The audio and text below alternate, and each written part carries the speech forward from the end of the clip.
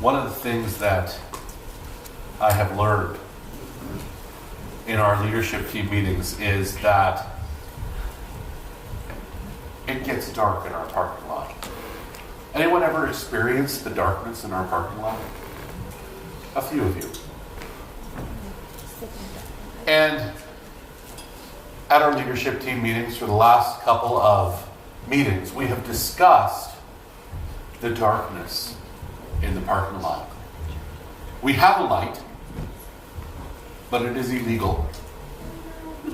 It shines everywhere and it causes neighbors to become upset, so we don't turn it on.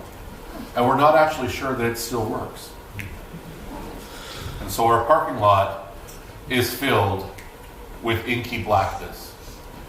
As Calvary has become more active and things have become more engaged and energized and things have begun to happen in this place, there is more and more things happening in the evening.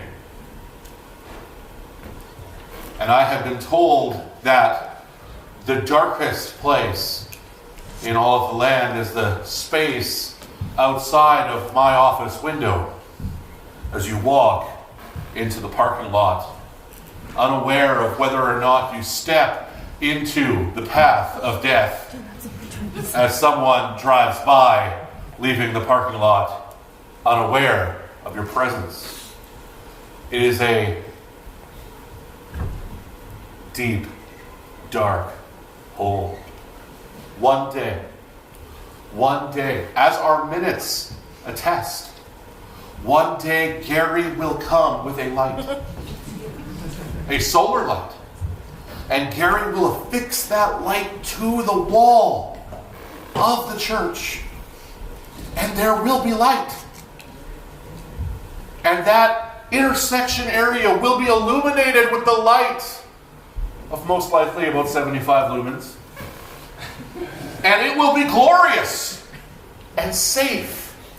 And we will not have to worry anymore about public safety or lawsuits. And it sounds crazy,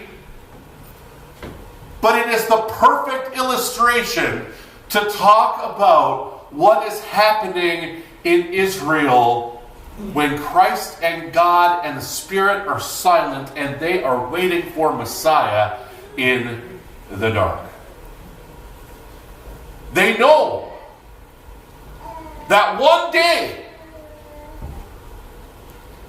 God will send Messiah to come and He will bring the light that will illuminate their darkness and rescue them from danger. But they don't know when, and they don't know how, and so they wait. And they wait.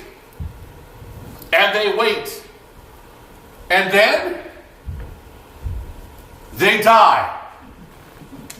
And a new generation rises up and they wait.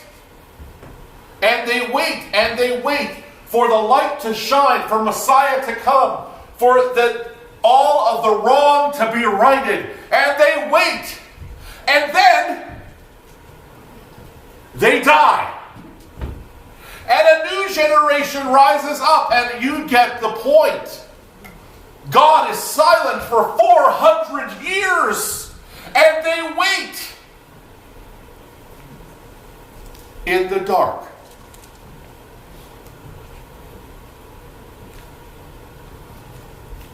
We have to understand that when we come to prophecy, because we are in the first Sunday of Advent, had I not forgotten the remote on the table, I would push the button and the light would shine. Because it's the first Sunday of Advent. Unless you are my wife, you are now allowed to hang your Christmas decorations.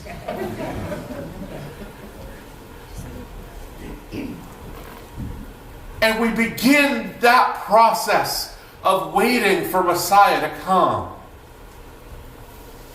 And the first Sunday of Advent is all about hope. And we look to the prophetic messages. And so often we go to the book of Isaiah. Because Isaiah is where it's at. Isaiah is the prophet who gives two of the greatest prophecies in regards to the coming Messiah. He gives us good details. And in Isaiah chapter 7, verse 14, we have a messianic promise. Israel is in the midst of the Assyrian invasion. They are in the midst of losing their nation. They are in the midst of death and destruction, all because they are sinless and godless. God is disciplining them and sending them off into exile.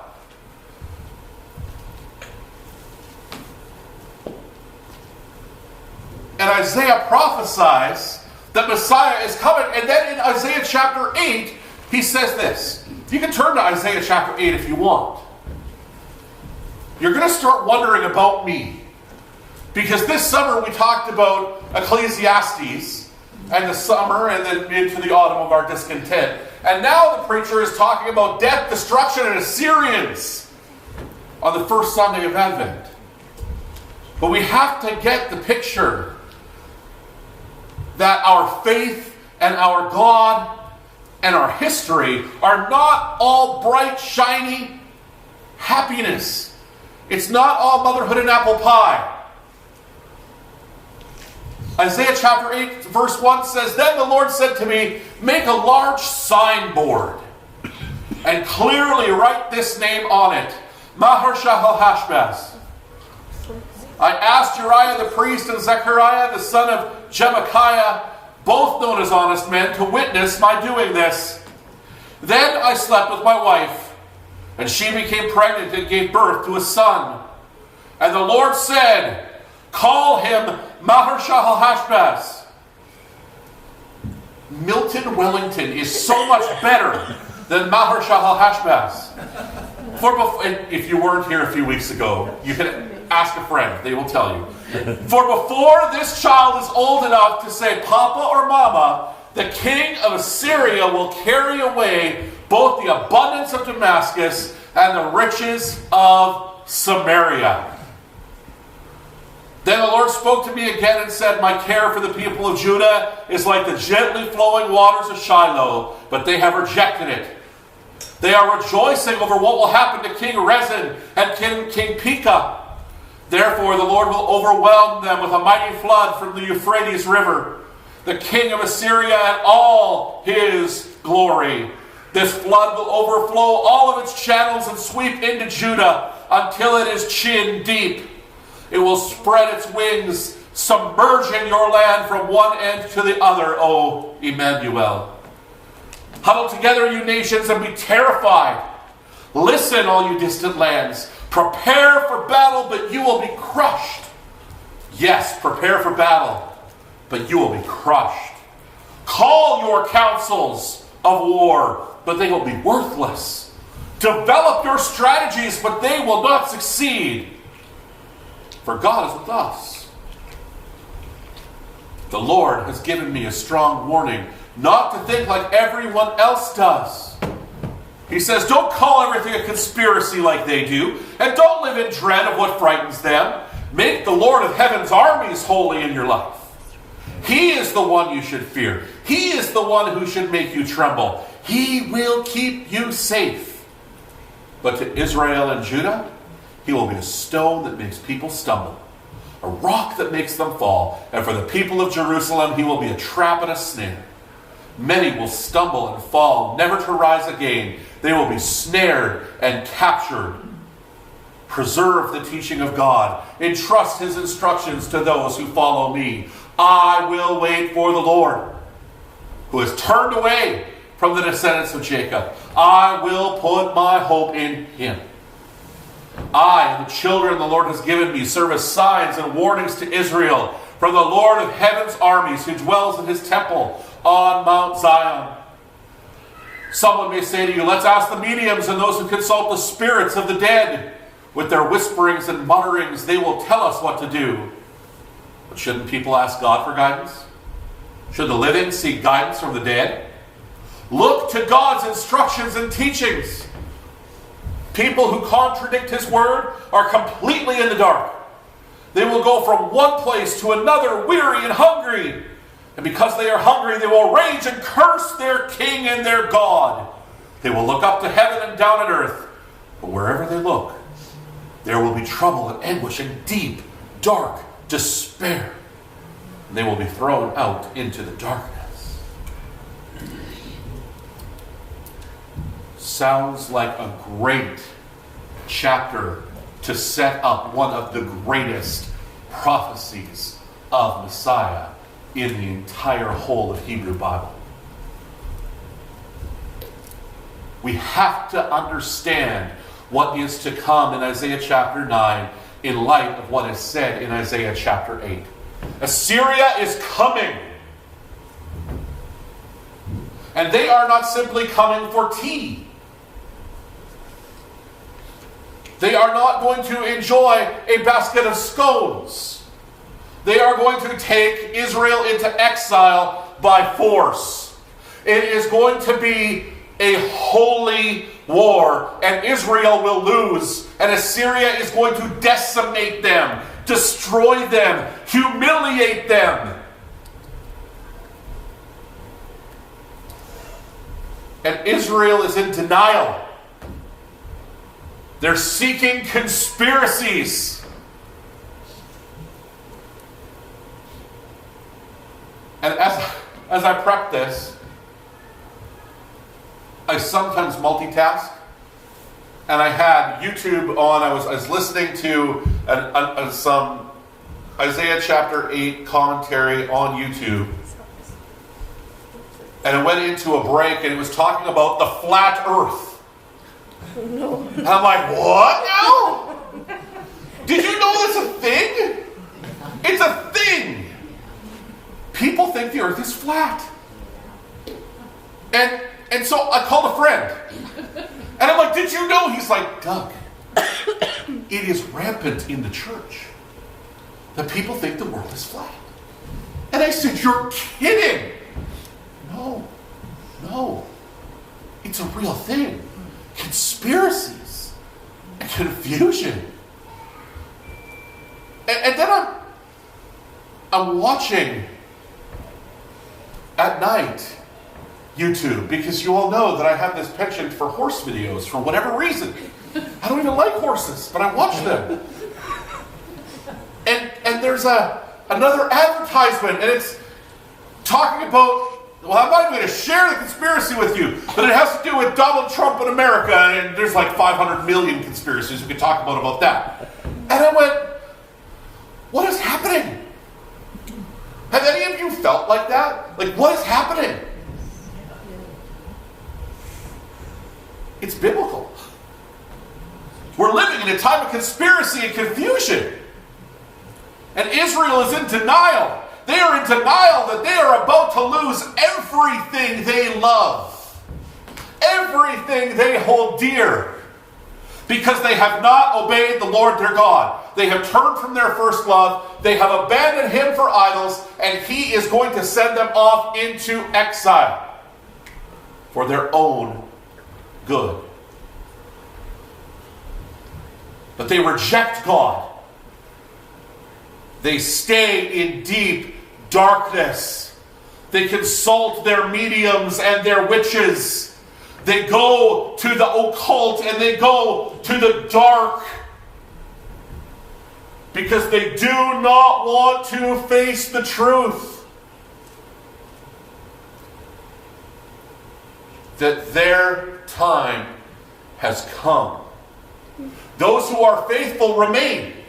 Those who are faithful continue to dwell with the Lord, and they look to His instruction and His teaching. But they do so in the darkness. They do so in the black, where they cannot see.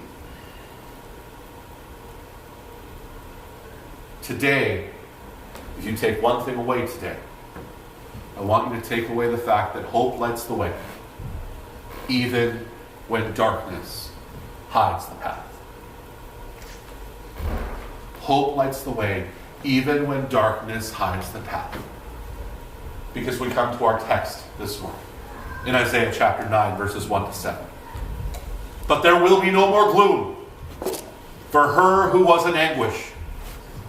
In the former time he brought into contempt the land of Zebulun and the land of Naphtali, but in the latter time he has made glorious the way of the sea, the land beyond the Jordan, Galilee of the nations. The people who have walked in darkness have seen a great light.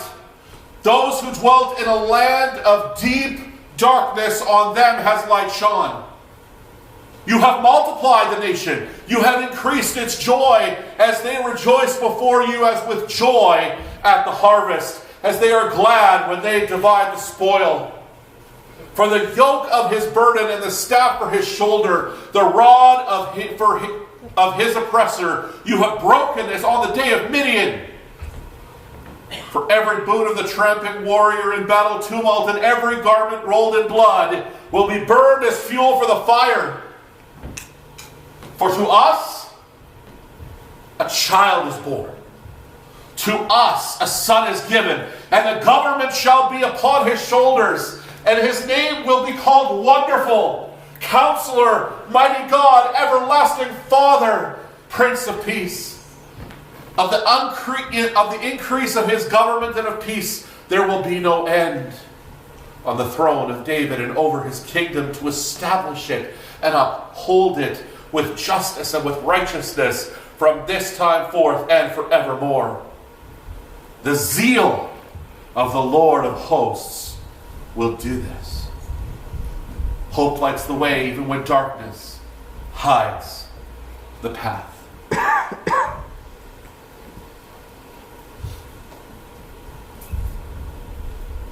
So let's be real. We live in the dark. Our world is dark. Our education system is dark. Our political system is dark. Our cultural, social, mental facilities are dark. Everything is dark. You cannot walk or read or breathe without running into a reminder that our world is rapidly circling the drain. And some of you may say to me, Pastor Doug, that's a very negative position to take, but it is truth. And I am not throwing my hands up in the air and saying, ah! But I am saying, now is the time for us who follow Christ, who know Christ, who love Christ, and who are anticipating his return keenly, to realize that even though the world in which we live is dark, that though the wrongs seem oft so strong, Christ is the ruler yet. And we are sitting in the dark, but we are reminded, we are buoyed by the words of 1 John chapter 1, where it talks about the fact that Christ is the light. And in him there is no darkness at all. That Jesus says, I am the way and the truth and the light. And that no one comes of life, and no one comes unto the Father but through me. We have this understanding that Christ is our life, and he is the light of the world. Light and life to all he brings. And we have to understand that though we live in the dark, the light will come. One day we will walk across that dangerous pathway and realize that the light has appeared.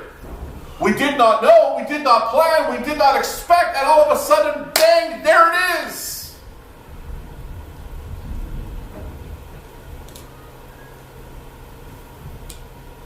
Israel walked through the darkness. They walked through the exile. They walked through the return.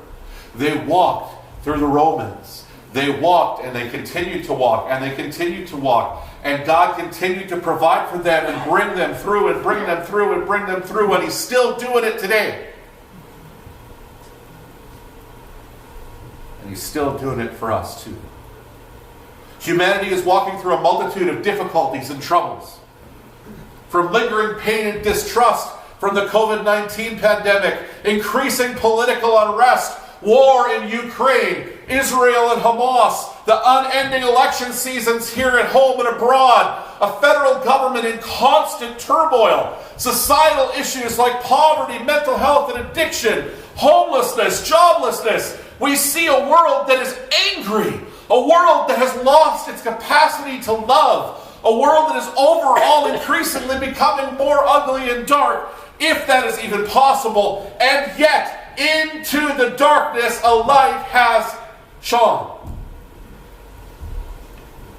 And that light lives in you. Christ in you, the hope of glory.